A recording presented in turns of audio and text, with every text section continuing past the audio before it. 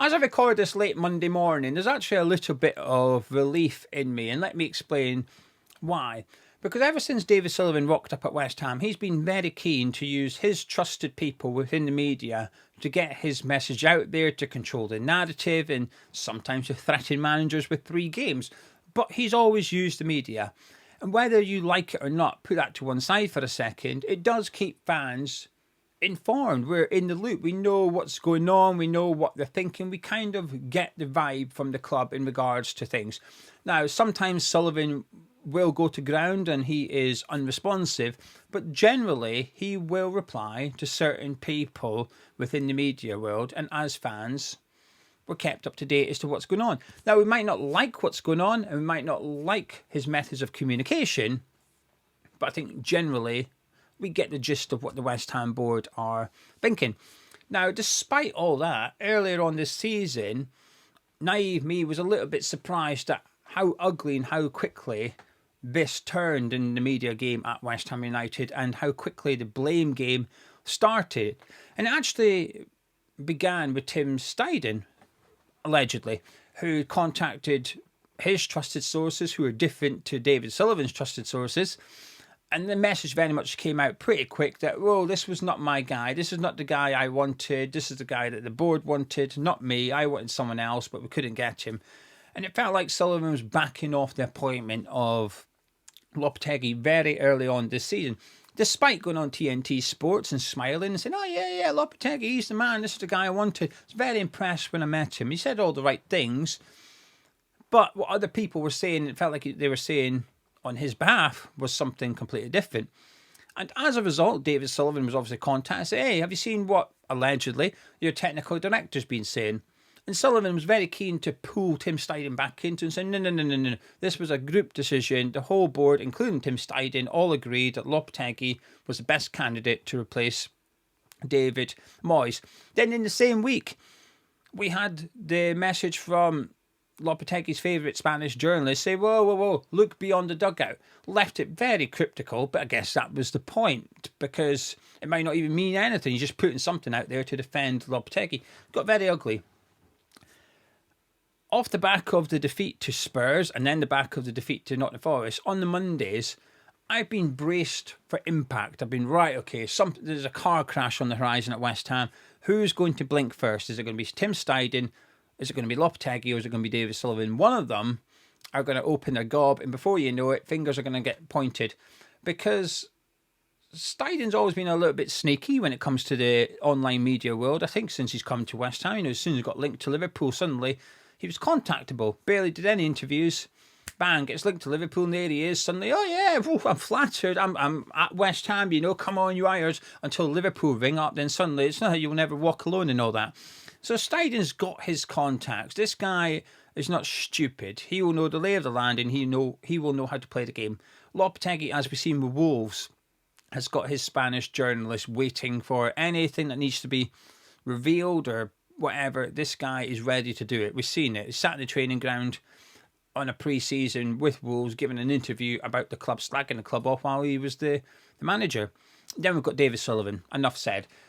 I was braced for impact, and I have to say I've been pleasantly surprised at how little has happened so far. Still time for it to change this week, but I'm quite, okay, right. It feels like we're all still together at this point. This is good news.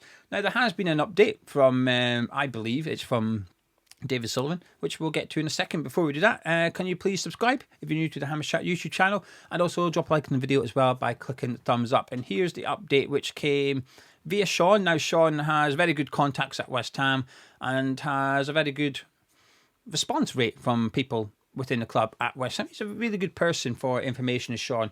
But this was backed up pretty quickly by ex-West Ham employee as well as Jacob Steinberg. So you've got 3 really good in the nose when it comes to West Ham, all saying the same message, which makes me think it's come from David Sullivan and it's genuine. But this is what Sean had to say. The West Ham board continue to back the head coach Julen Lopetegui despite a poor run of results. There is still confidence amongst the Hammers leadership that the experienced manager can still turn things around, but results must improve.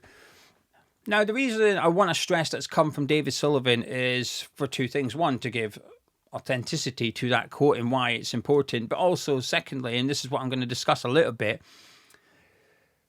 things have changed a lot at West Ham over the last 12 months or 18 months, and we've had confirmation of that from various different people now, including David Sullivan himself, perhaps accidentally. And even though some things remain the same, which is David Sullivan's running this show and he's making the final decision and he's the one leaking stuff in regards to the club, I do think there has been some changes, and I think those changes mean that Lopetegui perhaps isn't that safe after all. But anyway, before we discuss the safety of Lopetegui, can we discuss the safety of your mobile phone when you are connected to the internet? Because this video is sponsored by Surfshark.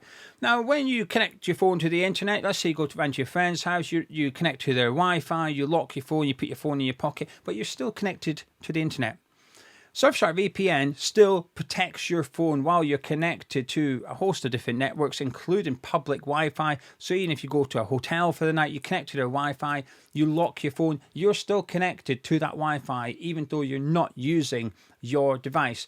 Don't worry, Surfshark VPN continues to protect your device regardless of what you're connected to, and stops people having a sneaky peek at what's on your phone. You've got banking details on there, you've got your email account. The amount of information on your phone today is incredible. You don't want anybody looking at it, especially somebody who's trying to look at it in the first place, so they're up to no good in the first place. It's not nice people that are trying to look at your details on your phone, on your computer, on your iPad, whatever it is. Surfshark VPN give you that extra layer of security. And we've got an offer for you here at Hamish Chat, and that offer is 4 months free.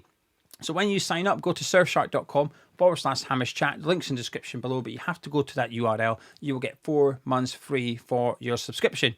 Now, there are various different things that I enjoy about Surfshark. First of all, you can change your geolocation. So if you go abroad and you want to access Sky Sports YouTube, but you can't in that country, you just change your location that you're back in the UK. So YouTube thinks you're back in the UK, and you will be able to access Sky Sports YouTube back in the UK as you usually would. But also, one account covers multiple devices. So you might be thinking, oh, I need to cover this, I need to cover that, I need to cover this, I need to cover that. Don't worry. You sign up once, you log in to that account on various different devices, and you get the same protection on those devices. But also, they've got a 30-day money-back guarantee as well. So if you sign up and within the first 30 days you think, actually, I don't like this or I don't want this, you can get a full refund, no questions asked. Surfshark.com/Hamish Chat. Now, in regards to Lopetegui, I think there's 3 things to take into consideration here. One, and I mean in regards to why they should sack him. One, is the power. Kretinsky's involved. We know that. Jack Sullivan, David Sullivan's son, confirmed that he was a big reason that Tim Steidten was employed, and he was a big reason as to why they decided to bring somebody in that position. That position, I would say, it didn't exist before Tim Steidten. It did in some regards, because Mark Noble's got a similar one. It's the same level. Sporting director, technical director, it's the same director of football. It's all the same level, just different responsibilities, and it varies from club to club. So technically it did exist. We've had Mario Huselos in the past with a similar role under Pellegrini as well. But Kretinsky was heavily involved in creating this role, creating this set of responsibilities, and then heavily involved in employing Tim Steidten for that job as well. So Kretinsky, understandably, has a lot of sway at the club. If Kretinsky's going to back Tim Steidten, and Tim Steidten saying this guy ain't up to it, Sullivan might have a more difficult job, because I keep saying credit in the bank, but I really mean it. Moyes had credit in the bank. If Kretinsky was to say to David Sullivan, why are we keeping this manager? Under Moyes, Sullivan would be able to point to reasons X, Y, Z. European football, he'd been there for quite some time.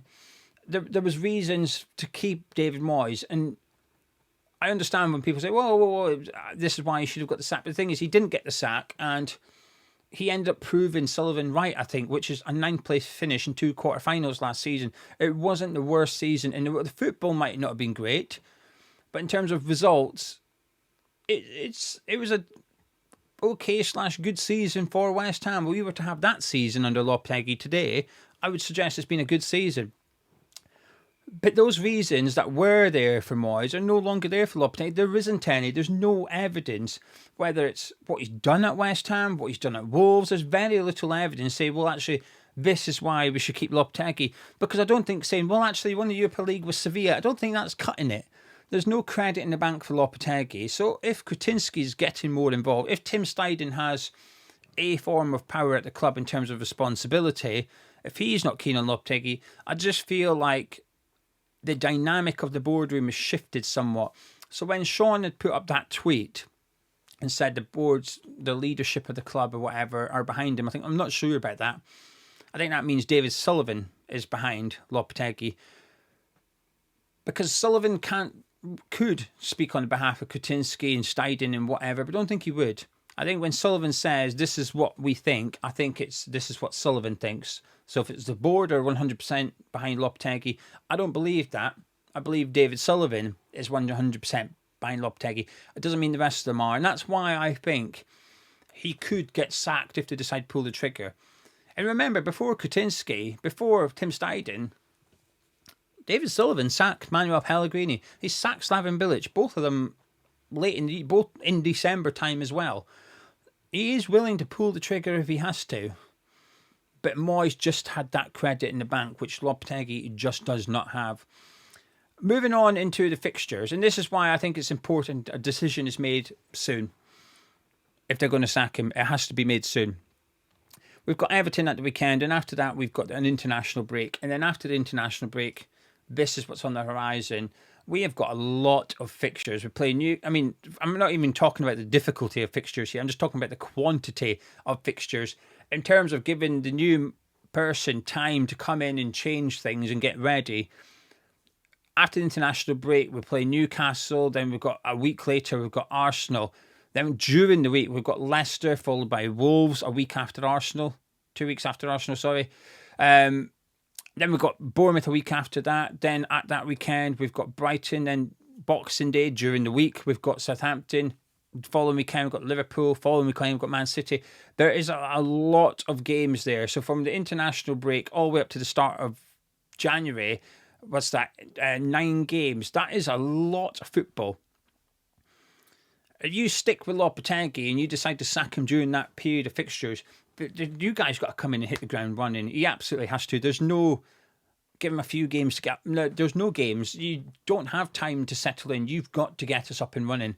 I think the international break provides the last opportunity of a good time to change your head coach, to change your manager and give them something. Granted, a lot of the players will be away with international duty, but forget that for a second. The new guy will be able to come in. This is post-Everton. Come in on the Monday. He's got 2 weeks before the first game. He's got 2 weeks to get a feel of things, evaluate West Ham's season so far. Won't take long.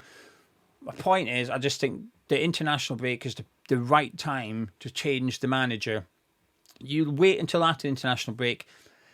There isn't a right time in there. It's just fixture after fixture after fixture, and it becomes very, very difficult.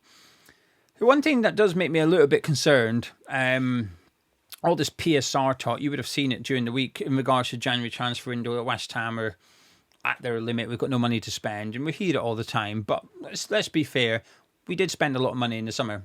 We did have quite a lot of money coming in, going out and committing to for the future. If we did sack Lopetegui, that money that we have to pay Lopetegui will be counting towards PSR. Now, there is ways you can get around it, which is usually you just continue to pay him his wages weekly. So it's already accounted for. So in terms of the PSR, sacking Lopetegui doesn't necessarily make a difference because his wages and his staff's wages were already accounted for in regards to the period that we're in. But if you were to bring in another manager, and let's say you brought in someone that's unemployed here, his wages gets put on top of that as well. And it's not, £5,000 a week they're getting paid. It's a few £1 million a year they're getting paid as well. It will put a lot of stress on the club financially. And then there is the next bit, which we all know is not going to happen anyway, which is if we do have to pay compensation to get a manager, that gets put into the accounting period in regards to PSR too. So it's a very expensive thing to sack your manager, and it's a very expensive thing to employ a new manager, especially if you were to buy someone out their contract. And I think this will be an excuse. It hasn't come out yet, but as someone that doesn't mind a bet, I would put money on it that at some point in the next couple of weeks we get told that we can't buy a manager out of their contract because of PSR. That will be the excuse given. It's just a prediction because of what I know from being a West Ham fan under David Sullivan, that this is something they use to justify not spending money and buying players. Looking for and he's come under fire for the Ruben Amorim thing, and luckily for him, Ruben Amorim's backed him up, not Sullivan per se, but just the whole, I only wanted Man U. Oh, right, yeah, you flew over to West Ham to politely reject us in person, did you? Leave it out, mate. No one's a mug here. Stop acting like we're all stupid. You were interested in the West Ham job, and West Ham were interested in you, but Sullivan was the reason that it didn't occur, in my opinion. But because of the Ruben Amorim stuff, I think Sullivan will be feeling pressure. Because when I go back to the start, he fields questions. People comfortably email Sullivan and say, "Oh, what about this? What about that?" He had stuff about Amorim. He put out something via Sean as well, which contradicted himself. He basically said, "No, we're never interested." But if we were, and then went on to list reasons as to why we pulled out the deal. But he will be aware that there's questions as to why we didn't get Ruben Amorim. There's questions as to why we got Lopetegui. And I think he knows that if he was to sack Lopetegui, there's going to be an expectation, which is go get the right guy, regardless of who it is, how much it costs to go get the next, make sure the next guy is the right one, not a cheap one, not a freebie. Go get whoever it is that you think is the right person to lead this club, and don't take money as a factor. So when you apply your filters, which is Premier League proven and all that, don't add on freebie. Stop that. Get that out of there.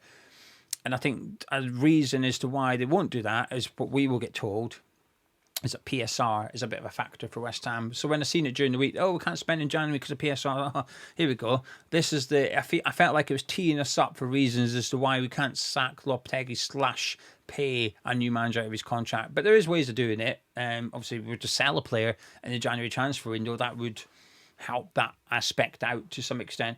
I don't think Lopetegui's safe. I think he's safe for now. I think he's got the Everton game. But if we lose the Everton game, I think maybe they will sack him. I do think that. I never felt they'd sack Moyes for reasons I've already said. Lopetegui, I just don't feel like he's safe, and he shouldn't be either. He should not be safe at all. There's just nothing. There's nothing so far to suggest that Lopetegui will turn this round. At this point, they're running on.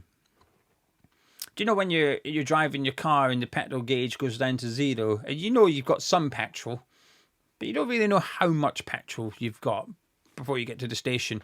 That's what we're on now with Lopetegui. We're now on 0. It's saying that you've got nothing left in the tank, mate. You're way to conk out, but you know there's a little bit of something.